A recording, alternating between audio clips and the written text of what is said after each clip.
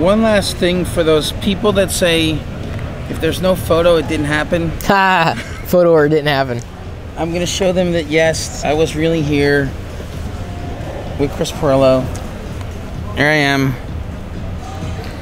And it's real. It did happen. He's right here. See? I was trying to stay still so you can take a still cap of it. Oh! Oh, yeah, I got one of those on that thing. Funny. Okay, so who are you and what do you do? Okay, Robert Scoble. My name is Chris Pirillo, and I am an infotainer. What's an infotainer? Someone who entertains and delivers information at the same time. Has the ability to do both. And as many times as I've been asked what my title happens to be, that seems to be the one that fits best. I'm a geek, content producer, entrepreneur, but really the crux of what I've done in my career has been either creating content for myself and entertaining, whether it be written, spoken, or recorded by way of video, or I've done it for other businesses. Okay, so most people know you from your popularity on YouTube. Really? I don't think I'm that popular on YouTube, so. What did you do before YouTube? What led you to YouTube?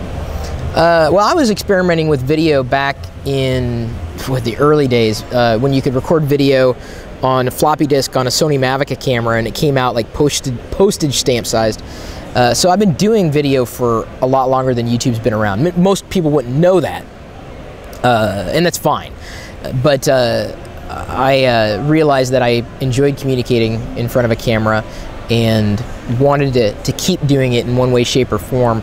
Unfortunately, back in the day, it wasn't viable, not like YouTube is. Not just because you could publish video, it was just the whole process. Like the content type, the validity of sponsorship, all of those things put together. So the first bigger video endeavor that I did was hosting a TV show, a traditional cable TV show on a now defunct network, TechTV. People ask, you know, what happened? I'm like, well, TechTV is no longer around. I am. You know, you do the math. You know, so someone knew what he was doing, some other people didn't. That's really sad and unfortunate. People have asked, you know, is TechTV going to come around again? No, it won't. Technology is not a destination; it's an enabler. Very few people are entertained with technology or want to talk about it, or have this experience with it, much like geeks would. So geeks are my community, but a greater part of the audience who appreciates my knowledge at a deeper level are those who don't understand what it is that geeks know. And so my job, if I have a job, is to translate geek into English. We're at a conference where there's social media people here and SEO, and a lot of those people are focused on numbers, like the analytics and how many people are viewing to your site. And you and I had a discussion last night, and we were talking about this. What is your take on the obsession with numbers and like followers and like number of viewers? I wouldn't say that those numbers are irrelevant, but you can't take one number as the only number.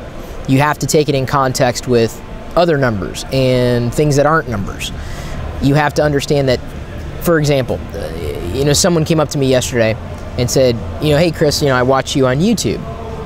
And that was cool. It was really nice to hear that. I always appreciate meeting people who've seen me in one way, shape, or form. It's nice to know that I influence people, not just online, but I'm able to meet them in person and get that connection as well.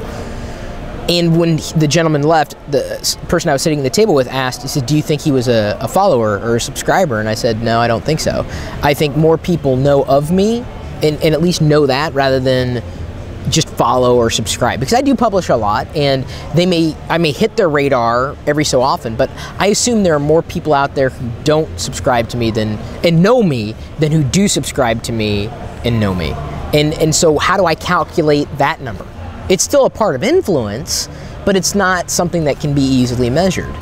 Moreover, numbers, any one of the numbers or the metrics that you might bring up, like followers or views, those statistics can be cheated.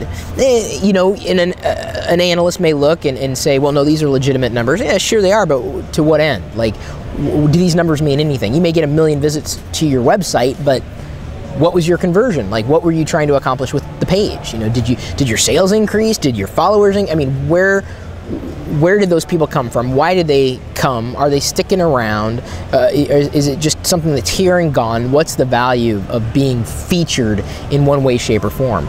And so those are numbers, or that's data that exists, but it can't be calculated. And I think that's frustrating because I understand that it's just not easy to package. How do you package something that exists yet doesn't exist at the same time?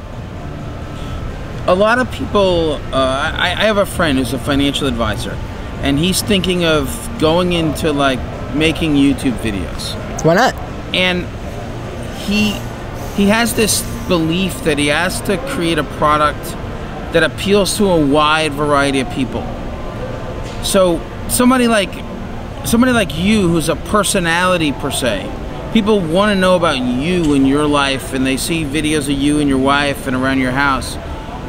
But for a lot of people, is it a fruitless attempt to try to create that kind of show, or to find a more niche audience that they can provide useful content to, like a small, highly engaged audience?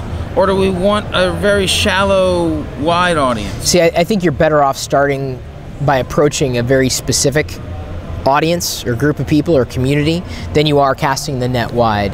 If only because there's a lot of people that are casting the net wide hoping that they're going to strike pay dirt, and most of them won't. More importantly, the only reason why a lot of my personal, like, how do I say this, sharing works is because I've also provided value at a completely different level, on a completely different topic, subject matter, what have you. And so there's an interest in what brings Chris to have the opinions that he has and share them the way that he has.